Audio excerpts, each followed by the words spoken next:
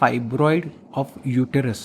त्याला आपण म्हणतो की गर्भाशयामध्ये एक छोटीशी किंवा मोठी अशी गाठ येणं. तुम्हाला 2 मेन्सेसच्या मध्ये तुम्हाला ब्लिडिंग येतं. ब्लिडिंग मात्र प्रोफ्यूज असतं, सर्वात जास्त प्रमाणात असतं. क्वचितच ते स्पॉटिंगमध्ये असतं. तुमच्या ओटीपोटात म्हणजे पेल्विक रिजनमध्ये तुम्हाला पेन येतं. कधीकधी स्टमकचा जो एरिया आहे, पोटाचा जो वरचा भाग आहे, तिकडे पण पेन येऊ शकतं. ती महत्त्वाची आणि खूप मजेशीर गोष्ट म्हणजे काही लोकांनी संशोधन केलं जगातल्या, तर ते म्हणतात की जी लोकं रंगाने काळी आहेत, त्या काळ्या लोकांना फायब्रॉइड जास्त येतो आणि ज्या स्त्रिया रंगाने गोऱ्या आहेत त्यांना फायब्रॉइडचा त्रास येत नाही. हे फक्त संशोधनाचा किंवा मजेचा पण भाग असू शकेल. की फायब्रॉइड असल्यामुळे थोडंसं नॉर्मल डिलिव्हरीला जरा थोडंसं ऑब्स्ट्रक्शन म्हणा असं होऊ शकतं. त्याच्यामुळे गायनेकोलॉजिस्टना सिझेरियन सेक्शन करायला लागतं.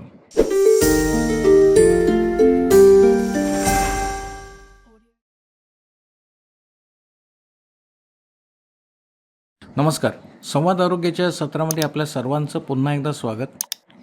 गेल्या एपिसोडमध्ये आपण शिकलो होतो डिसफंक्शनल युटेराइन ब्लिडिंग, म्हणजे जो योनिमार्गातून जो अनैसर्गिक रक्तस्राव होतो त्याच्याविषयी आपण माहिती घेतली होती. आणि त्याचं सर्व प्रामुख्याचं कारण होतं एक हार्मोनल इम्बॅलन्स, हे एक कारण होतं. आणि दुसरं होतं म्हणजे फायब्रॉइड ऑफ युटेरस. त्याला आपण म्हणतो की गर्भाशयामध्ये एक छोटीशी किंवा मोठी अशी गाठ येणं. आणि ह्याचे जे सिम्पटम्स आहेत ते सुद्धा सारखेच आहेत. तुम्हाला 2 मेन्सेसच्या मध्ये तुम्हाला ब्लिडिंग येतं. ब्लिडिंग मात्र प्रोफ्यूज असतं, सर्वात जास्त प्रमाणात असतं. क्वचितच ते स्पॉटिंगमध्ये असतं. तुमच्या ओटीपोटात म्हणजे पेल्विक रिजनमध्ये तुम्हाला पेन येतं. कधीकधी स्टमकचा जो एरिया आहे, पोटाचा जो वरचा भाग आहे, तिकडे पण पेन येऊ शकतं. बॅक पेन येऊ शकतं. आणि जे मेन्सेसचं पेन आहे त्यासारखं सुद्धा पेन येऊ शकतं किंवा त्यासारखासुद्धा त्रास होऊ शकतो.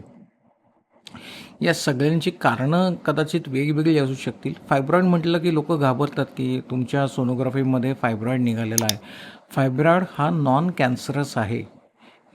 याच्याशी आणि कॅन्सरशी काही एक संबंध नाही आहे. बरेच वर्ष एखाद्या स्त्रीच्या गर्भाशयामध्ये फायब्रॉइड जो लहान आहे तो कित्येक वर्षसुद्धा तसाच्या तसा राहू शकतो.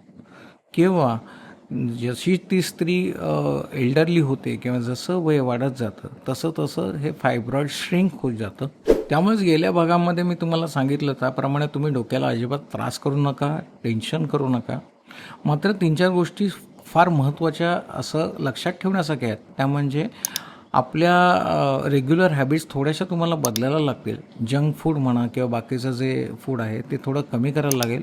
विटॅमिन डीचं प्रमाण वाढवण्यासाठी तुम्हाला कोवळ्या उन्हामध्ये थोडंसं विटॅमिन डी घ्यायला लागेल की ज्याच्यामुळे हा त्रास थोडाफार प्रमाणात कमी होऊ शकतो. कारणांमध्ये तुम्हाला जेनेटिक कारणसुद्धा असू शकतं. समजा आईला फायब्रॉइड आहे तर मुलीलासुद्धा फायब्रॉइडचा त्रास होऊ शकतो. आईला डिलेवरीला त्रास झाला तर मुलीला पण डिलेवरीचा त्रास होऊ शकतो. त्याप्रमाणे फायब्रॉइडचासुद्धा त्रास होऊ शकतो. मेनली तुम्हाला अल्कोहोल म्हणा, स्मोकिंग म्हणा हे कंप्लीट टाळायचं आहे. कारण त्यामध्ये तुमचं ब्लिडिंगवर आणि तुमच्या हार्मोनलवर परिणाम होऊ शकतो. आणि शेवटी महत्त्वाची आणि खूप मजेशीर गोष्ट म्हणजे काही लोकांनी संशोधन केलं जगातल्या, तर ते म्हणतात की जी लोकं रंगाने काळी आहेत त्या काळ्या लोकांना फायब्रॉइड जास्त येतो आणि ज्या स्त्रिया रंगाने गोऱ्या आहेत त्यांना फायब्रॉइडचा त्रास येत नाही. हे फक्त संशोधनाचा किंवा मजेचा पण भाग असू शकेल, कारण ते अजूनपर्यंत तरी प्रूव्ह झालेलं नाही आहे. आता हे फायब्रॉइड आल्यानंतर आपल्याला काय करायला लागतं?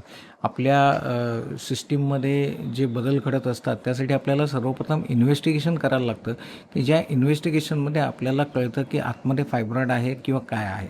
या फायब्रॉइड्स आहेत ना 3 प्रकार असू शकतात. एक तर इंट्राम्युरल म्हणजे जे गर्भाशयाचे मसल्स आहेत किंवा मांस आहे त्याच्या आतमध्ये हा फायब्रॉइड असू शकतो.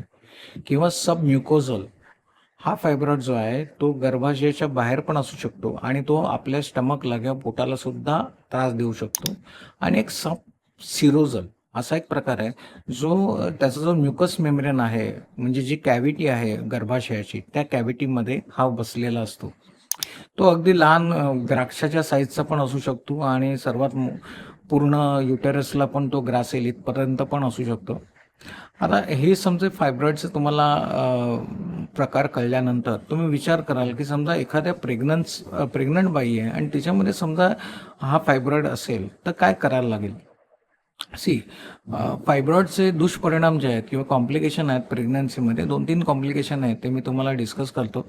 एक तर एक प्री टर्म प्रेग्नन्सी होऊ शकते किंवा टर्मच्या आधी प्रेग्नन्सी होऊ शकते, ज्यामुळे मुलाचं वजन कमी होऊ शकतं. दुसरी गोष्ट म्हणजे मुलामध्ये काही डिफेक्ट यायचे चान्सेससुद्धा होऊ शकतात, कारण जी नाळ जी आहे, जी आईला आणि मुलाला जोडते, ती जी नाळ आहे ती त्या युटेरस किंवा आपण गर्भाशय म्हणतो त्याच्यापासून प्लासेंटा तो सेपरेट होतो. तो सेपरेट झाल्यामुळे काय होतं की मुलाला ऑक्सिजनचा पुरवठा कमी येतो आणि त्याच्यामुळे त्याच्यामध्ये काही इन्फेक्शन किंवा काही डिफेक्ट याचे चान्सेस होऊ शकतात. किंवा काही काही वेळेला काय होतं की फायब्रॉइड असल्यामुळे थोडंसं नॉर्मल डिलिव्हरीला जरा थोडंसं ऑब्स्ट्रक्शन म्हणा असं होऊ शकतं. त्याच्यामुळे गायनाकोलॉजिस्टना सिझेरियन सेक्शन करावं लागतं. आता ह्या जो फायब्रॉइड आहे तो आपल्याला कसं डायग्नोसिस करायचं आहे या फायब्रॉइडचं, ते म्हणजे आपल्याला काही टेस्ट करायला लागतात. जसं तुम्ही सोनोग्राफी करता प्रत्येक वेळेला, त्या सोनोग्राफीमध्ये तुम्हाला गर्भाशयामध्ये एखादी गाठ किंवा गर्भाशयाच्या बाहेरसुद्धा एखादी गाठ अशी तुम्हाला आढळून येते, पण ती गर्भाशयाला लागून असते. त्याला फायब्रॉइड असं म्हणू शकतो. म्हणून ज्या वेळेला तुम्ही सोनोग्राफी करता त्यावेळेला ती पूर्ण पोटाची सोनोग्राफी करणं फार आवश्यक आहे. काही काही वेळेला सोनोलॉजिस्ट जे आहेत ते ट्रान्सव्हजायनल किंवा ट्रान्स ॲब्डॉमिनल अशा 2 प्रकारच्या सोनोग्राफीसुद्धा करतात, की ज्याच्यामुळे आपल्याला फायब्रॉइड कितीपर्यंत पसरलेला आहे किंवा त्याचं डायग्नोसिस कितपत कन्फर्म आहे हे सुद्धा करता येतं. हिस्टेरोसाल्पिंगोग्राफी ही आपण लास्ट टाईम बघितली होती DUBमध्ये, तीसुद्धा याच्यामध्ये करतात. MRI केला जातो. त्याशिवाय रुटीन ज्यांचे रुटीन इन्व्हेस्टिगेशन आहेत, CBC म्हणा, 3H म्हणा किंवा LFT म्हणा ही आणि हार्मोनल स्टडीज म्हणा, या सगळ्या करणं भाग आहे. आता ट्रीटमेंट पॉईंट ऑफ व्ह्यू तुम्ही विचारलं तर ते तुम्ही कम्प्लिटली तुमच्या डोक्यातून काढून टाका की कुठल्या प्रकारची ट्रीटमेंट घ्यायची आहे. एक तर याच्यामध्ये IUD म्हणून सुद्धा येतो, इंट्रा युटेराईन डिव्हाइस, जो आपण कॉन्ट्रासेप्टिव्ह म्हणून वापरतो, फॅमिली प्लॅनिंगला वापरतो, कुटुंब नियोजनाला वापरतो. या IUDमध्ये थोडंफार प्रोजेस्टेरॉनचं प्रमाण जास्त असलेली IUD समजा वजनामध्ये ठेवली गेली तर ही जे फायब्रॉइडचं प्रमाण आहे ते श्रिंक होऊ शकतं किंवा थोडंसं कमी होऊ शकतं. त्याशिवाय आपल्याला डबल बेनिफिट म्हणजे फॅमिली प्लॅनिंगसाठी सुद्धा त्याचा उपयोग होऊ शकतो. फायब्रॉइड समजा लहान असेल तर ते तसंच ठेवतात, जास्त कोण त्याला हात लावत नाही. पण त्या फायब्रॉइडमुळे समजा तुम्हाला सिम्पटम्स येत असतील तर जो गायनाकोलॉजिस्ट आहे तो त्याला फक्त फायब्रॉइडला, गर्भाशयाला नाही, फक्त फायब्रॉइडला काढून टाकू शकतो. त्याला मायोमेक्टमी म्हणतात. परंतु समजा मल्टिपल फायब्रॉइड असतील, जास्त मोठी फायब्रॉइड समजा आतमध्ये असतील आणि त्रास पण भयंकर असेल तर मात्र हिस्टेरेक्टोमी किंवा पूर्ण तुम्हाला गर्भाशय बाहेर काढायला लागतं. या सगळ्या शस्त्रक्रिया आहेत या आजकालच्या नवीन टेक्निकने लॅप्रोस्कोपिक रित्या पण होऊ शकतात आणि रोबॉटिक सर्जरी म्हणून आलेली आहे, त्या रोबॉटिक सर्जरीनुसार सुद्धा होऊ शकतात. त्यामुळे फायब्रॉइड हा प्रकार जो आहे हा कम्प्लिटली ट्रीटेबल आहे, क्युरेबल आहे. त्याला कम्प्लीट आपल्याकडे औषधपाणी आहे, मग ते सर्जिकल असो किंवा नॉन सर्जिकल असो, पण कम्प्लीट आपल्याकडे ट्रीटमेंट आलेली आहे त्याची. समजा याच्यामध्ये तुम्हाला पेन जास्त होत असेल किंवा काही त्रास आणखीन जास्त होत असेल किंवा ब्लिडिंग जास्त होत असेल तर तात्पुरता तुम्ही तुमच्या डॉक्टरांच्या सल्ल्यानुसार पेन किलर्सच्या काही टॅबलेट्स आहेत त्यासुद्धा घेऊ शकता, पण स्टिरॉइड नाही. किंवा ट्रॅमेझॅमिक ॲसिड म्हणून एक औषध आहे, हे नेहमी डॉक्टर हे ब्लिडिंग थांबवायला देतात आणि ते याच्यामध्ये चांगलं उपयुक्त ठरू शकतं आणि ते सुद्धा या फायब्रॉइड्सला श्रिंक करण्यामध्ये मदत करू शकतं.